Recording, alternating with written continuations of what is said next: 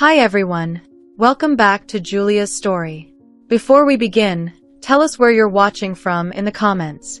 If you enjoy this video, don't forget to hit like and subscribe. Sit back, relax, and let's get into the story.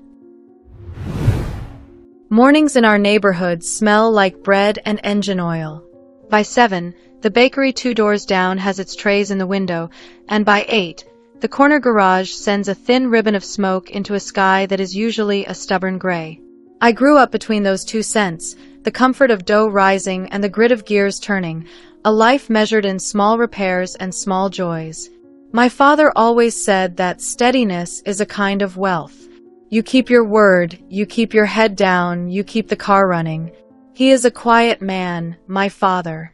People know him as Blackwood's driver, and they say it with a mix of respect and curiosity, as if the rearview mirror of a rich man's car can reflect a different kind of life onto whoever holds the wheel. He wears a pressed shirt, keeps his cap clean, polishes the sedan until the paint looks like poured midnight. He taught me early to listen more than I speak, to notice the way a person closes a door, the way they say thank you when they remember to say it at all. Mr. Adrian Blackwood never forgets to say it. The first time I saw him up close, I was waiting at the service entrance of the Blackwood mansion with a lunchbox wrapped in a blue towel, leaning on a crate that used to hold pears. The house climbed out of the hill like a white crown, and the drive curved so smoothly it seemed designed to keep footsteps quiet. My father had told me to wait in the shade and not touch the marble. I did not. I pressed my palms to the cool stone when no one was watching just to see if it would notice me. Adrian stepped out of the car with a file tucked under his arm and that expensive tiredness that wealthy men wear when people expect them to be made of steel. He was tall, not the kind that tries to be, but the kind that cannot help it. His suit was gray with a hint of silver, his tie a narrow stripe, his shoes so polished the morning light climbed them like a ladder. He paused at the door, said something low to my father that made him nod, then looked toward the service entrance as if he felt my stare pulling at the edge of his coat. Our eyes met. It lasted a second, maybe 2, but it felt like a hinge clicking. I set the lunchbox down with too much care and pretended to study the cracked seam in the stone under my shoe. He did not smile, but something softened around his mouth, like he remembered how. "Thank you, Marco," he said to my father, and then to me, "Good morning." His voice was not loud. It moved the air the way a hand moves water. "Good morning, sir," I said, and heard the tremor I wanted to hide. He went inside. The door closed with that expensive hush. My father accepted the lunchbox and gave me a look that meant be careful with your heart. He has a face that makes even good news sound like a warning. I nodded, and he touched the brim of his cap, that quiet salute he saves for moments when words would make too much noise. I started coming by more often after that. I told myself it was to bring an extra sandwich, to remind my father to drink water when the afternoon heat turned mean. But the truth is, I liked the feeling of the place, the manicured edges, the echo of shoes on stone, the rhythm of a household where every minute belongs to a schedule. I liked watching my father stand a little taller when he held the keys. I liked catching a glimpse of Adrian on the steps, coat over his arm, phone pressed to his ear, eyes narrowed as if every problem in the city had arrived at his door and asked to be let in. There were days I saw him only in reflections. Once in the rear window, his face blurred by morning glare. Once in the mirrored panel of the foyer, the shape of him moving like a shadow that remembered it had once been a man. I learned his pace before I knew his smile. I learned the way his shoulders tightened when he was about to ask for something difficult. I learned what silence looks like when a person has forgotten what it is to be asked how they are and expected to answer. People like to talk about men like him. They say he dates women who collect champagne flutes and headlines. They say he never keeps one long enough to learn whether she prefers honey in her tea or lemon. I did not believe every story I heard, but I believed the sound they made when they sat together. Expensive and hollow. If there was a woman in his life then, she came and went through the big front door, and she left a perfume that fought with the roses in the hall. I saw the edge of her once, a laugh cut too sharp, a heel that stabbed the carpet and left a dent. The staff went quiet when she passed. My father looked at the floor.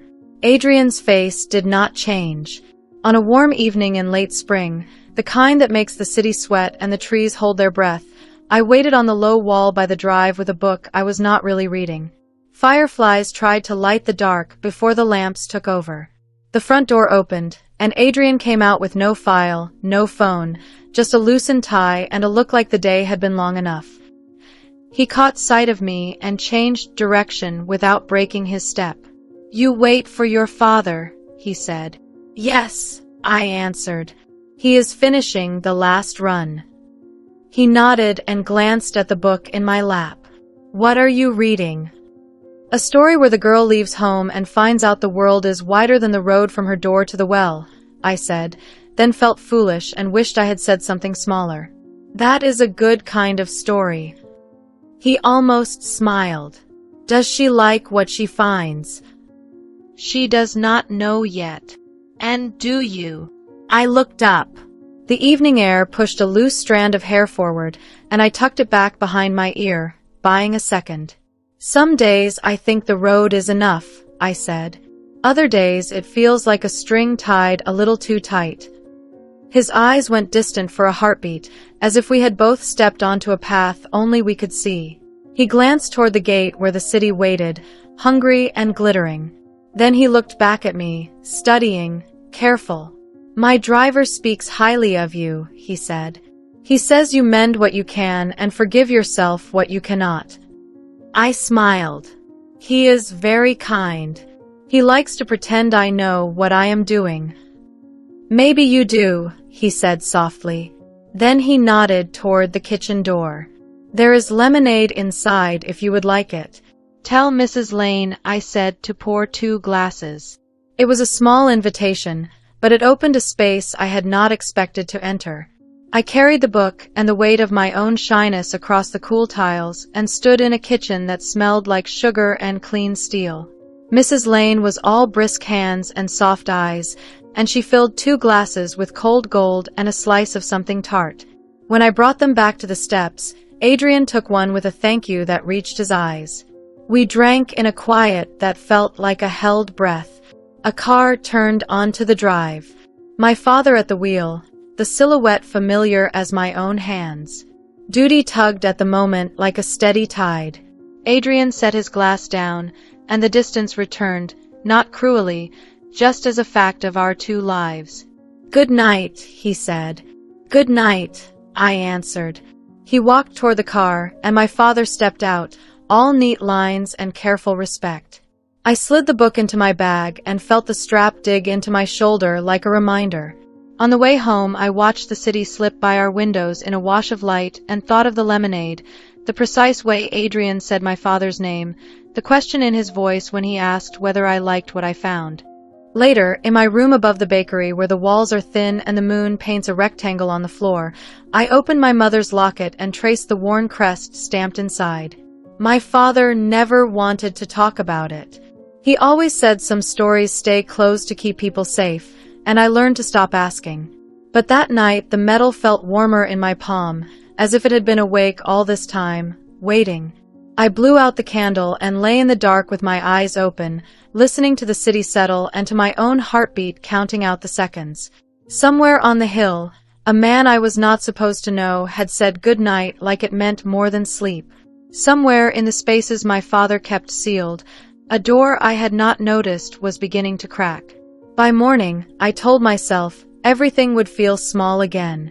The bakery would open, the garage would start its thin smoke, my father would press his cap and check the mirrors.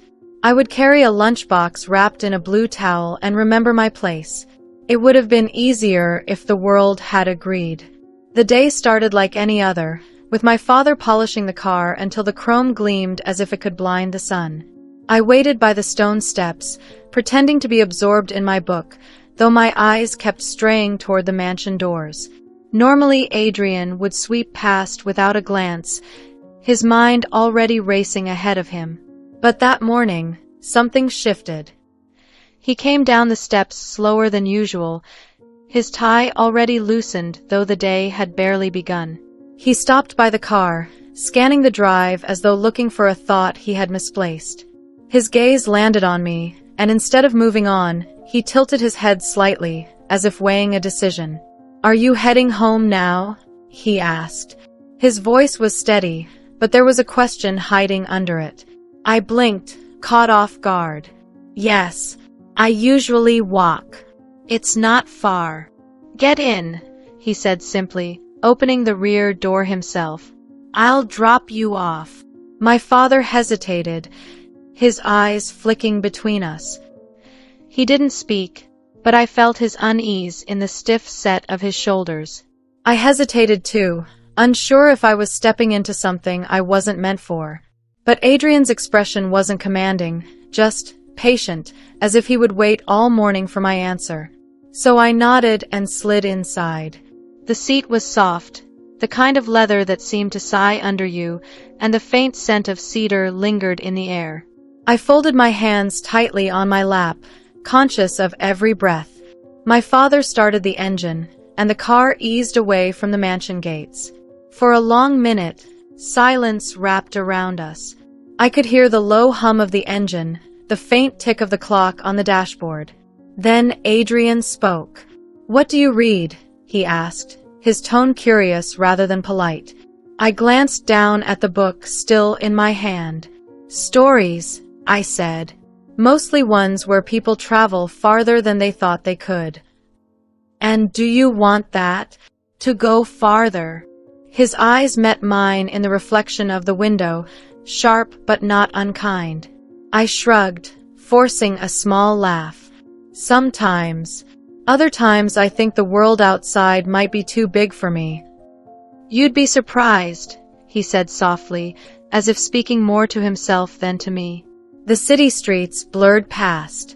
People hurried along the sidewalks, arms full of groceries, faces drawn by morning light. I realized then that I wasn't nervous because I was riding with him. I was nervous because I didn't know what to make of the ease in his voice. He wasn't talking to me like I was just the driver's daughter. He was talking to me like I mattered. He asked about my days, about the bakery, about the books I borrowed from the small library downtown. I told him about the smell of fresh bread in the mornings, about the way I used to fall asleep with ink smudges on my fingers from copying down passages I loved. He listened. Really listened. That alone startled me more than anything else. When the car slowed near the corner where I usually got off, I felt an unexpected pang of disappointment.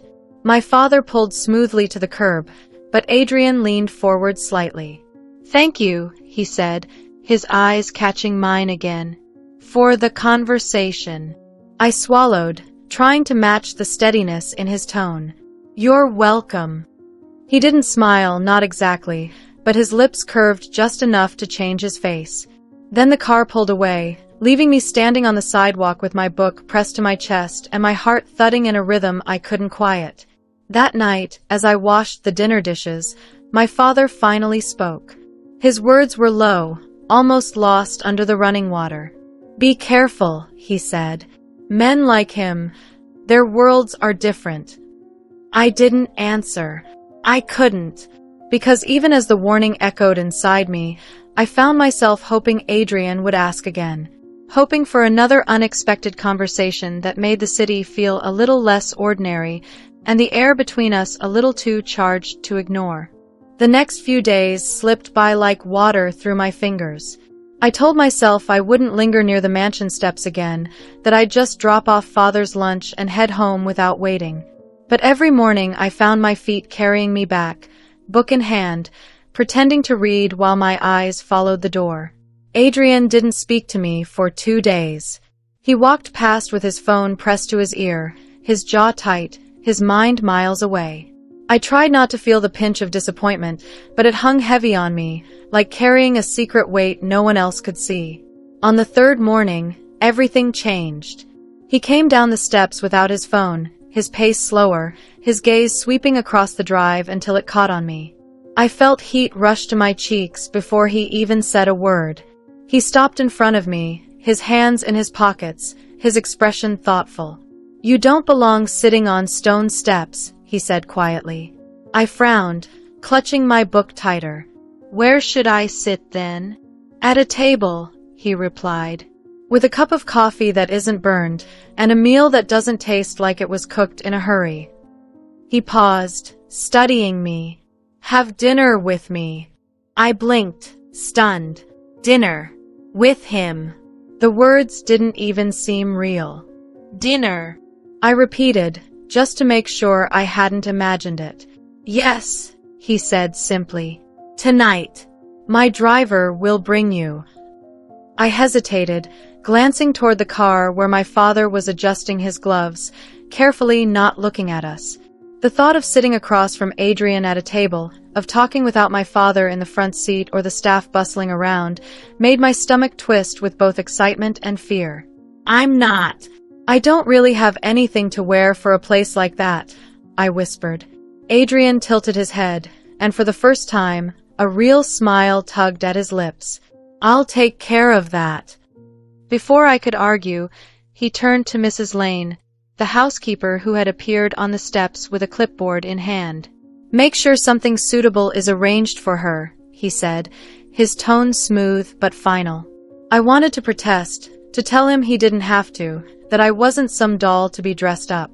But the words caught in my throat, because beneath the command in his voice, there was something else, something softer, almost nervous. That evening, a box arrived at our small apartment. Inside was a dress the color of dusk, simple but elegant, with a fabric that flowed like water between my fingers. My father's expression when he saw it was unreadable. He didn't say a word, just nodded once and went back to polishing his shoes, the rag moving in slow, deliberate circles. When the car came for me, I sat in the back seat alone, staring out at the city lights flickering to life. My heart raced with every turn, every block we passed. By the time the car stopped in front of a restaurant with tall glass windows and golden lights spilling onto the sidewalk, I could barely breathe. Adrian was waiting at the entrance, his suit darker than the night, his presence pulling every eye in the room toward him. When he saw me step out, his expression shifted. Something flickered across his face, something almost like awe. You look. He stopped, exhaled, then offered his arm. Beautiful. I placed my hand on his sleeve, the warmth of him seeping through the fabric. The night stretched ahead like an unopened book, and for the first time, I wanted nothing more than to read every word of it. The restaurant glowed with golden chandeliers and the low murmur of people speaking over polished silverware. I had never been inside a place like this before. Every sound, every flicker of candlelight made me feel out of place, like a child sneaking into a dream that didn't belong to her. Adrian didn't seem to notice my nerves, or maybe he did and chose to ignore them. He guided me to a table by the window, the city glittering beyond the glass. When he pulled out my chair, it was so effortless, as if he'd been raised to do it. But there was no arrogance in the gesture, only a quiet respect that unsettled me in a way I couldn't explain. Order whatever you like, he said, his eyes locking onto mine. Don't look at the prices.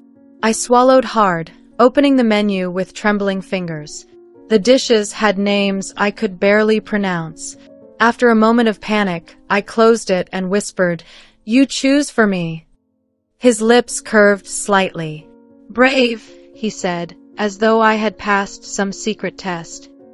He ordered for us both, his voice calm and steady, the waiter bowing before disappearing into the shadows. For a moment, silence stretched between us, but it wasn't uncomfortable. He leaned back, studying me, his eyes sharp but not unkind. You're nothing like the people I usually have dinner with. I raised a brow, trying to hide my nerves with humor. That's not necessarily a compliment. It is, he said quickly, his tone firmer than I expected. They talk, but they don't listen. They smile, but it never reaches their eyes. With you, there's no performance. His words sent a warmth rushing to my cheeks. I stared down at the linen napkin in my lap, unsure how to respond. The food arrived, beautiful and fragrant, but I barely tasted it. My heart was louder than the clink of crystal glasses, louder than the piano playing softly in the corner. Adrian asked me about my childhood, about the books I loved, about the kind of life I wanted for myself. No one had ever asked me questions like that. And then, in a pause between our laughter, the air shifted. His gaze lingered on my lips just a little too long. My hand froze on the stem of my glass. For a moment, the world outside, the chatter, the clinking forks, the glitter of the city, blurred into nothing. There was only him, and the sudden awareness of how close he was. I looked away, desperate to break the tension, but he leaned in slightly, his voice low. "Do you trust me?" The question stole the breath from my lungs.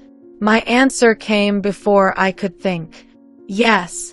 The corner of his mouth twitched, as though he'd been waiting for that word. He didn't move further, didn't push, but in his eyes, something had shifted. Something deep, dangerous, and impossible to ignore. When the dinner ended and we stepped outside into the cool night air, the driver wasn't waiting yet. For a moment, it was just us under the street lamp, the city humming in the distance. Adrian's hand brushed mine. Not an accident. Not a test. A choice. And when I didn't pull away, his fingers closed around mine, strong and certain. That single touch felt more intimate than any kiss I had ever known.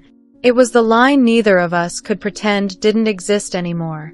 And by holding his hand, I knew I had just crossed it. That night, I lay awake staring at the ceiling of our small apartment, my dress carefully folded over the back of a chair, my heart still racing from the way Adrian's hand had held mine. My father's steady breathing drifted from the next room, but sleep wouldn't come to me. Every detail replayed in my mind, the way his eyes softened when he looked at me, the quiet intensity of his voice, the warmth of his palm against mine under the glow of the street lamp.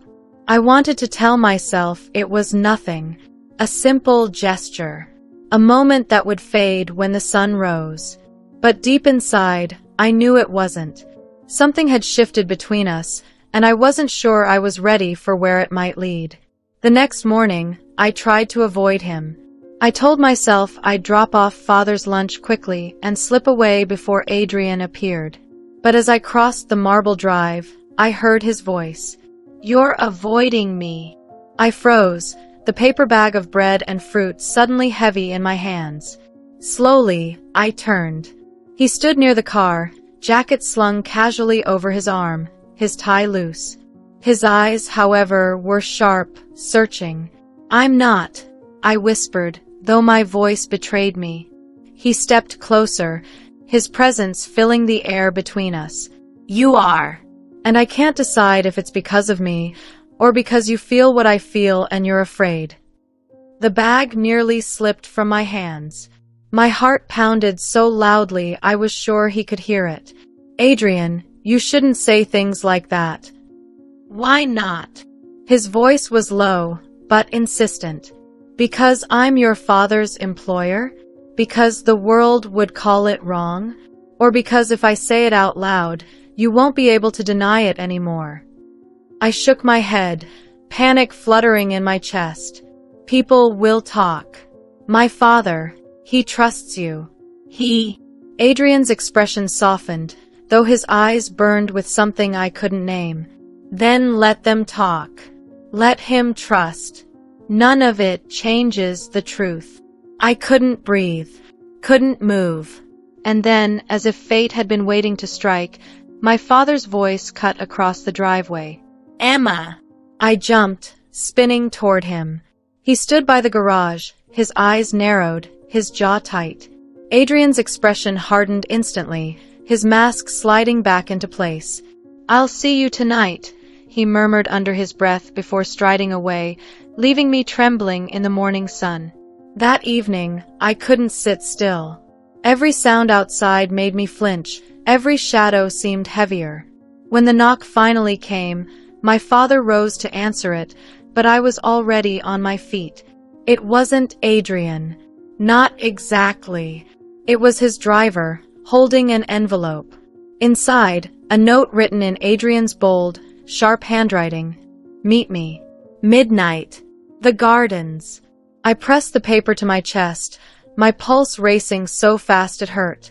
And for the first time, I realized I was standing on the edge of something far bigger than I had ever imagined, something that could destroy us both if we weren't careful. The night was heavy with silence when I slipped out of our apartment.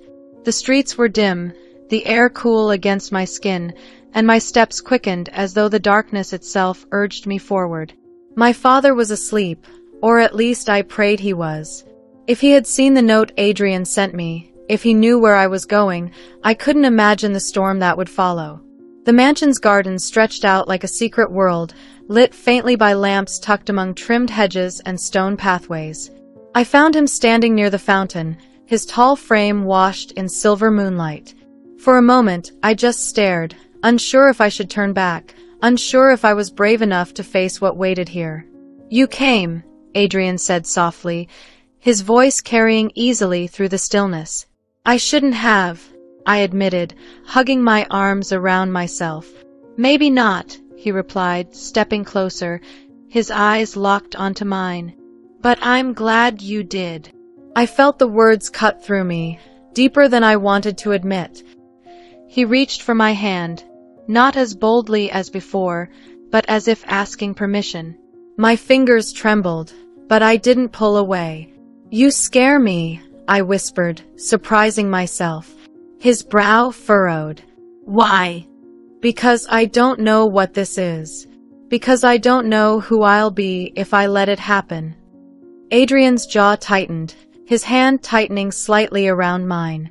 "Emma, I've spent years surrounded by people who only want my money, my power, my name. Do you have any idea how different it feels to stand here with you? You look at me, and it's not about what I can give you, it's about who I am." I shook my head, my chest tight. "You don't know me. Not really. I'm just—" "You're not just anything," he interrupted firmly. "You're everything I didn't know I was missing." The words left me breathless. I tried to look away, but he tilted my chin up, forcing me to meet his gaze. His eyes weren't cold tonight. They were open, vulnerable in a way I'd never seen. Before I could think, before I could stop it, he leaned in. His lips brushed mine, not demanding, not forceful, but like a question waiting for an answer. For a heartbeat, I froze. Then, slowly, I answered. The kiss was soft, unsteady, but it carried more truth than all the words we'd spoken. The garden seemed to hold its breath around us, the fountain whispering quietly in the background. When we pulled apart, my heart was racing, my lips trembling. Adrian exhaled, pressing his forehead gently against mine. "Tell me this doesn't feel real," he murmured. I couldn't. My silence was the loudest answer of all. But as I stood in his arms under the moonlight, I couldn't shake the shadow of my father's face from my mind, or the sinking fear that if he ever discovered this secret, nothing would ever be the same again. The days after that midnight meeting felt like stolen time. Every glance from Adrian, every accidental brush of his hand against mine when no one was looking, carried a secret weight. I moved through the world as if I was balancing on glass. One wrong step, and it would all shatter. I tried to be careful. I tried to convince myself that what happened in the garden was just a moment, something I could tuck away like a pressed flower in a book. But every time I closed my eyes, I could still feel the softness of his lips, the way his voice had trembled when he told me I mattered. And then came the night it all began to unravel. Adrian invited me to a small gallery opening. "It's quiet, not the kind of place where we'll be watched too closely," he promised. Against my better judgment, I agreed. The gallery was dim, filled with warm light that spilled over paintings I couldn't possibly understand but pretended to admire. Adrian walked beside me, his hand occasionally brushing the small of my back, steadying me when the crowd grew too close. I felt like I was living in someone else's life, someone braver, someone who belonged. But then, as I lingered over a painting of a girl standing at the edge of a forest, I felt the hair on the back of my neck rise. I turned and froze. My father. He stood in the corner of the room, his driver's cap still in his hands, his expression sharp, disbelieving. His eyes locked on mine, then shifted to Adrian, who had instinctively moved closer, his hand hovering near mine as if to protect me. The room seemed to tilt. My father's jaw tightened, his chest rising with a slow, controlled breath. He didn't say a word, but the disappointment in his eyes was louder than any shout. Adrian stepped forward, calm but firm. "Mr. Collins, let me explain." "Not here," my father snapped, his voice low, trembling with restrained fury. "Not in front of strangers." He turned on his heel and strode out into the night. Panic surged in me. I chased after him, the cool air slapping my face as I burst onto the street. "Dad, wait!" He stopped on the curb, his back rigid. When he turned, the pain in his eyes nearly broke me. "Emma, how could you?" I stumbled, searching for words that didn't sound like betrayal. "It's not what you think. I didn't plan this. I didn't mean for it to happen." "You're my daughter," he said, his voice cracking. "And he's my employer. Do you understand what this looks like? Do you understand what this will do to both of us?" Before I could answer, Adrian emerged behind me, his expression unreadable. "This isn't about appearances," he said firmly. "It's about us. And I won't lie about it anymore." The three of us stood in the glow of the streetlights, the night heavy with everything left unsaid.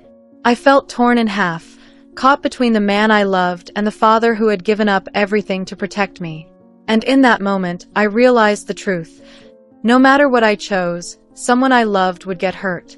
The silence that followed Adrian's words pressed down on me like a storm about to break. My father's eyes darted between us, sharp with anger, but underneath, I saw something worse. Hurt. "Emma," he said quietly, his voice trembling, "you don't know what you're doing." "I do," I whispered, though the words felt fragile on my tongue. "I didn't plan this, Dad. I didn't want it to happen, but it did." His shoulders stiffened, and for a moment, he looked older, worn down by the weight of disappointment. "Do you understand what people will say? What they'll think? To them, you'll just be the poor driver's daughter who caught a rich man's attention.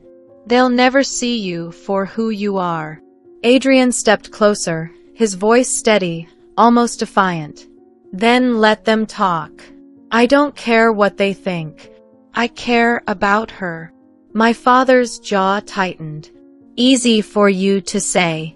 You're the one with all the power. You'll survive the gossip. She won't." I stood between them, my heart pounding so hard it hurt. Two men I loved, staring each other down like enemies. I wanted to scream, to beg them to stop, but my voice caught in my throat. Finally, my father turned away, his hand clutching his cap so tightly his knuckles whitened.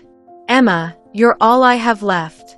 And I won't watch you throw your life away for someone who doesn't understand what it means to lose everything." He walked off into the night, his footsteps sharp against the pavement, leaving me frozen under the streetlight. Adrian's hand brushed mine, but I pulled back, tears burning my eyes. "I can't do this," I whispered. He looked stunned, as though my words cut deeper than he expected. "Emma! I can't choose between you and him. Not like this." My voice cracked, and I turned before he could stop me, running down the dark street, my heart shattering with every step. That night, I cried until the sky began to pale with morning light. The sound of my father's disappointment echoed in my ears, tangled with the memory of Adrian's kiss. Both were heavy, both impossible to ignore. For the first time, I realized love wasn't just about what you felt, it was about what you risked. And I wasn't sure I was brave enough to risk losing either of them. But the truth? The decision would come for me anyway, and I knew it would change everything. The days that followed blurred together, heavy with silence. Father barely spoke to me, moving around our small apartment like a shadow. When he did look at me, His eyes carried a weight that crushed my chest more than any words could. Adrian kept his distance too. No late-night notes, no whispered invitations. But every morning when I passed through the mansion gates to bring father his lunch, I felt his gaze on me from the upper windows. He didn't come down, and I didn't dare look up for too long. We were both waiting, caught in an unspoken standoff neither of us knew how to end. One evening, I found father sitting at the table, his hands folded tightly. His voice was low, tired. "Emma, I've worked for Adrian's family for nearly 20 years. Everything I've done was to make sure you had a life better than mine. Don't throw it away." "I'm not throwing anything away," I whispered, fighting back tears. I love him." The words slipped out before I could stop them. Father's face hardened, though his eyes betrayed a flicker of pain. "You think love is enough? Love doesn't pay for mistakes. Love doesn't erase the whispers. You'll always be the poor girl from the driver's quarters in their eyes." His words cut deep, because they weren't wrong. I'd felt it already. The glances, the quiet snickers from staff who noticed how Adrian looked at me. To them, I was nothing more than an amusement, a girl foolish enough to believe a man like him could truly belong to her. Later that night, I couldn't stay inside any longer. I walked the streets, my mind tangled, until I found myself outside the mansion again. The garden lights glowed faintly. And then I saw him. Adrian stepped out from the shadows, as if he'd been waiting all along. His face softened when he saw me, but he didn't move closer. "I didn't think you'd come. I shouldn't have," I admitted, my voice trembling. "But I can't stay away." For a moment, we just stood there, the silence louder than any words. Then he spoke, his voice low and rough. "Emma, I don't want to play games anymore. If you tell me to let you go, I will. But if you want me, really want me, then I need you to say it. Out loud." My breath caught. The air between us seemed to hum, charged with everything we'd been holding back. And just as the words formed on my lips, just as I was ready to choose, a sharp voice cut through the night. "Emma!" It was father. He stood at the edge of the garden path, his face pale with fury. His eyes shifted between us, and in that single glance, I knew whatever I said next would either heal or break us forever. My father's voice rang in the garden like a whip, freezing me in place. My heart thudded so hard I thought it might give me away. Adrian straightened, his shoulders squared, but his eyes stayed fixed on me. He was waiting, just like my father was waiting, for me to decide. "Emma," my father said, stepping closer, his face pale with strain. "Come home. Right now." His words weren't just a command. They were a plea. A desperate father trying to protect the only family he had left. Adrian moved too, but slower, his hand reaching for mine with a quiet steadiness. "Don't walk away from this. Don't walk away from us. I love you." The word love felt like a spark in the air, too dangerous and too tempting all at once. My breath shook as I whispered, "Dad, Emma," he cut in sharply, his voice cracking. "I've spent my life serving men like him. They use, they discard. Don't let yourself be another casualty." "Stop," Adrian shot back, his voice firm. "I'm not my family. I'm not my name. I want her, not because of what she represents, but because of who she is." The two of them stood like fire and stone, and I was caught in the middle, my heart pulling in both directions. I thought of the nights in the mansion garden, Adrian's lips against mine, the way he made me feel like I wasn't invisible. Then I thought of father's worn hands, his quiet sacrifices, the years of struggle that had shaped us both. Tears blurred my vision. My voice trembled as I finally spoke. "I love you both. But this is my life. My choice." I turned to Adrian, my chest aching. "I can't keep living in fear. I can't keep pretending this isn't real. I love you, Adrian. His expression softened, relief flooding his face.